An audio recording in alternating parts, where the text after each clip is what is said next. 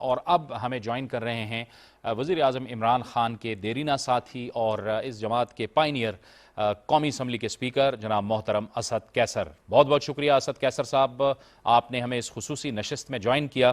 اسد کیسر صاحب, کیا وہ فیکٹرز تھے جنہوں نے آپ کو کنونس رکھا کہ آپ عمران خان کے ساتھی بنے رہیں شروع سے لے کے آج تک؟ کیونکہ ظاہر ہے خیبر پختونخوا کے اندر, پاکستان کے اندر اور بھی بڑی سیاسی جماعتیں تھیں. بالکل شکریہ. مجھے آج خوشی محسوس ہو رہی ہے کہ 23-24 سال کا جو ہمارا جدوجہد ہے وہ آج رنگ لائے ہیں, اور یہ ایک بہت طویل جدوجہد اور بہت مشکل اپس اینڈ ڈاؤن سے گزر کے ہم اس مقام تک آئے ہیں. 96 میں میرا تو پرائم منسٹر عمران خان صاحب کے ساتھ تعلق جو ہے نا شوکت خانم کی وجہ سے بنا تھا. جب شوکت خانم اسپتال کی بنیاد رکھ رہے تھے تو اس وقت میں اسٹوڈنٹ تھا, اور اسٹوڈنٹ جو ہے نا میں اس کے ساتھ کمپین کر رہا تھا اور اس کے لیے چندہ مہم میں بھرپور حصہ دیا. جب خان صاحب نے فیصلہ کیا کہ میں ایک پولیٹیکل پارٹی بنا رہا ہوں, تو اس وقت تو میں اسٹوڈنٹ پالیٹکس میں تھا, تو خان صاحب نے جو خاص کر ایک نیا نعرہ دیا کہ اسلامک ماڈل ویلفیئر اسٹیٹ اور کرپشن کے خلاف جو ہے نا ایک جہاد. تو اس دو بنیادی ریزنز کی وجہ سے میں خان صاحب کے ساتھ ہو گیا. نومبر کے آخری ہفتے میں میں نے جو ہے نا 96 میں پی ٹی آئی جوائن کی, اور جیسی پی ٹی آئی جوائن کی تو اس وقت چونکہ آپ کو پتہ ہے الیکشن کا ٹائم تھا اور 97 میں الیکشن ہونے تھے, تو اس وقت سے ہمیں ایک جدوجہد کا سامنا ہمیں کرنا پڑا, اور امیڈیٹلی 96 کے الیکشن میں بھی جانا پڑا. تو وہ ایک مشکل ٹائم تھا, مطلب لوگ ریکگنائز نہیں کر رہے تھے. ہمارے ساتھ جتنے لوگ تھے وہ سارے جو ہے نا ینگ بچے تھے, نوجوان تھے. بلکہ میں ایک انٹرسٹنگ بات بتاؤں کہ 97 کے الیکشن کے دن جب میں گھر سے نکلا اور کمپین کرتا رہا, تو جب میں اپنے جو ہمارے جو ورکر تھے اسی میں پوچھتا رہا, تو مشکل سے 40-50 میں جو ہے نا ایک آدھ کا کوئی ووٹ ہوتا.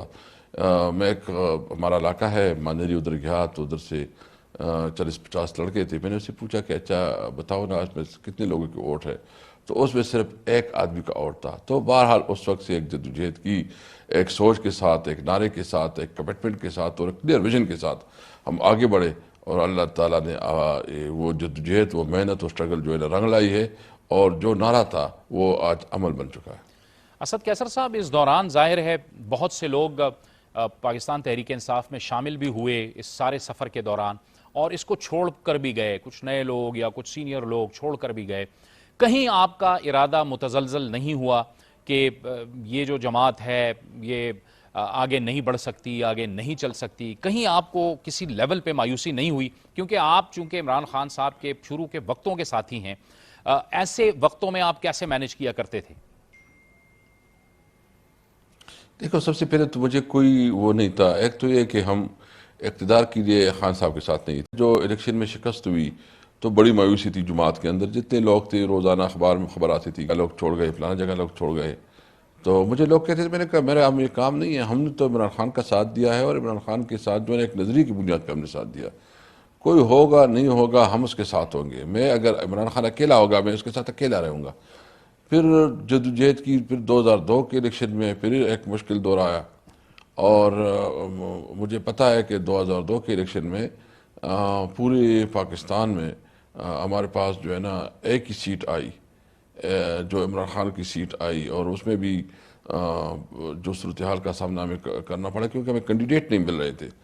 اور پھر 2008 میں تو ہم نے بائیکاٹ کیا, اور 2013 میں میں صوبائی صدر تھا. میں 9 سال تقریباً صوبائی صدر رہا, اور پوری صوبے کی وزٹ کرتا رہا, ایک ایک حلقے میں گیا, موبلائز کیا, خان صاحب کے ساتھ پوری جدوجہد کی. اور 2013 میں مجھے یقین تھا کہ ہم انشاءاللہ تعالی حکومت میں آئیں گے. تو اس دفعہ ہم صوبائی حکومت ہم بنا چکی, اور قومی اسمبلی میں بھی خیبر پختونخوا سے ایک بہت بڑی تعداد میں ہمارے ایم این ایز جو ہے نا منتخب ہوئے. تو 2013 کے الیکشن میں پارٹی جو ہے نا ایک پارلیمانی پارٹی بن گئی, اور اللہ کے کرم سے جو ابھی 2018 الیکشن میں ایک اکثریتی پارٹی بن گئی.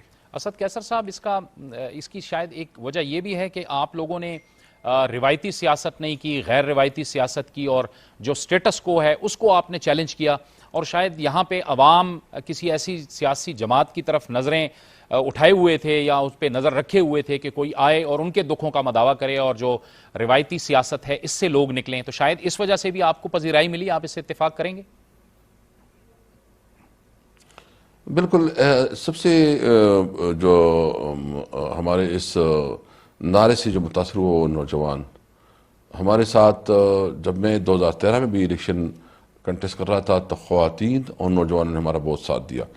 اور میں چونکہ اپنے حلقے میں زیادہ وہ حلقے کی سیاست میں نے نہیں کی، آپ ہمارے علاقے سے، آپ کو اس بات کی سمجھ ہے. لوگ کہتے تھے کہ آپ ہمارے غم خوشی میں نہیں آئے ہیں، جو روایتی طریقہ ہوتا ہے، اور بالکل ہم نے نہیں کیا. تو اس وقت جو ہے نا، جب میں نے دیکھا کہ وہ روایتی طریقہ تو بالکل نہیں چل سکتا، تو پھر جو نوجوان تھے ان کو اکٹھا کیا اور اس کو منظم کیا. اور الیکشن کے دن ہر بوتھ پہ ہم نے 10 یوتھ کا ایک کانسیپٹ دیا تھا، تو ہر بوتھ پہ ہمارے 10 یوتھ جو ہے ہمارے ساتھ تھے، اور پھر خواتین نے جو بہت کھل کے ہمارا ساتھ دیا. تو وہی جو روایتی سیاست تھی، پہلے دفعہ روایتی سیاست کو 2013 میں شکست ہوئی. اور ابھی تو جو روایتی اور ٹریڈیشنل پالیٹکس ہے، وہ اگر کوئی اس طریقے سے کرے گا تو شاید اس کے لیے کوئی راستے نہیں ہے. اس کو نئی سوچ کے ساتھ، اور جو اس وقت جو نوجوان ہیں اس کا جو اس کی ایشوز ہیں اس کو ایڈریس کرنا پڑے گا. خواتین کی ایشوز کو ایڈریس کرنا پڑے گا، اور جو عام آدمی کی ایشوز ہے اس کو ایڈریس کرنا پڑے گا، تبھی آگے بڑھایا جا سکے گا. ابھی صرف خالی نعروں کے اوپر اور صرف چند روایتی لوگوں کو گاؤں میں دیہات میں راضی رکھ کے، کوئی ملک کو، کوئی خانقاہ کا، کوئی چیئرمین صاحب کو راضی رکھ کے وہ الیکشن جیتے گا، یہ اس کی غلط فہمی ہوگی. ابھی ماس لیول پہ سب کو، عوام کو اپنی منظم کرنا ہوگا، نوجوانوں کو اپنے ساتھ اور خواتین کو، اور پوری پبلک پالیٹکس کرنی ہوگی، تبھی آگے سیاست ہو سکے گی. یہ جو عوام نے آپ سے توقعات قائم کر رکھی تھیں آپ کو حکومت میں لاتے ہوئے، آپ سمجھتے ہیں کہ ان توقعات پر آپ، جب آپ کا ٹائم پورا ہوگا تو پورا اتریں گے؟ آپ بحیثیت اسپیکر، کیونکہ آپ کا جو رول ہے وہ ظاہر ہے ایوان کو چلانا ہے، ایوان کو اچھے طریقے سے چلانا ہے، تب سب سیاسی جماعتوں کو دیکھنا ہے، لیکن ظاہر ہے کہ ایک اسپیکر کی حیثیت سے اور ایک سیاسی جماعت سے تعلق رکھنے کی حیثیت سے آپ اپنے وزراء کو اور اپنے کولیگز کو گائیڈ لائن بھی دیتے ہیں اس حوالے سے کہ وہ بہتر پرفارم کریں، بہتر گورننس کریں. دیکھو، ایک تو ہمارا پیریڈ گزرا کے میں، اور کے میں آپ نے دیکھا کہ مطلب جتنی ہم نے ریفارمز کی ایجوکیشن میں، ہیلتھ میں، پولیس میں، مطلب گورننس کافی بہتر کی. اس کی وجہ سے ہمیں عوام نے بھاری اکثریت جو ہے نا 2018 میں دے دی. ابھی ہمارے لیے چیلنج تو ہے، کیونکہ ایک سب سے بڑا ایشو ہمیں ہے اکانومی کا، کہ ہم نے اس اکانومی کو کیسے مینیج کرنا ہے. اور اس وقت چونکہ آپ کو پتہ ہے کہ اکانومی ایک بہت بڑا چیلنج ہے، اور ہمیں امید ہے کہ اس چیلنج کو ہمارے پرائم منسٹر صاحب جتنی محنت کر رہا ہے، جتنا اس کو فوکس کر رہا ہے، اور عوام کو ریلیف دینے کے لیے جو اقدامات کر رہے ہیں، تو اس وقت جو ایک مشکل ہے، لیکن انشاءاللہ مجھے آگے نظر آ رہا ہے کہ یہ مشکل اور یہ جو تکلیف والا دور ہے وہ ختم ہو گیا ہے. آگے جتنے فیصلے ہوں گے، پالیسی آئے گی، وہ صرف اور صرف عوام کو ریلیف دینے کے لیے ہوگی. آپ کو پتہ ہے کہ ہمارے جو بجٹ ڈیفیسٹ ہے وہ کم از کم $12 بلین جو ہمارا ڈیفیسٹ تھا، اور صرف $8 بلین ہمارا جو اپنا انکم. تو اس صورتحال میں مینیج کرنا بہت مشکل تھا. بہرحال ایک مشکل فیصلے ہوئے، اس کی وجہ سے ملک کی اکانومی جو ہے اسٹیبل ہو گئی، ملک کی اکانومی چل پڑی ہے.